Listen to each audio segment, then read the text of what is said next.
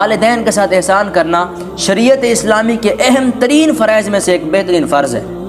کہ اگر ہم نے اللہ کی اطاعت کرنی ہے تو والدین کے ساتھ احسان بھی کرنا ہے، کیونکہ اللہ خالق کی حقیقی ہے، والدین ظاہری ہمیں پالنے والے ہیں، ہمیں ظاہری طور پر پیدا کرنے والے ہیں، ہمارے لیے ذریعہ بنے ہیں۔ تو اس آیت مبارک کے اندر رب ذوالجلال نے جو احکام نافذ فرمائے ہیں، فرمایا کہ والدین کے ساتھ احسان کرو اور اللہ کے ساتھ کسی کو شریک نہ ٹھہراؤ، ٹھیک ہو گیا۔ اس کے بعد فرمایا کہ ماں باپ کے ساتھ حسن سلوک کرنے کا اللہ نے حکم دیا کہ جب ماں باپ جوان ہوتے ہیں، خود کفیل ہوتے ہیں، تو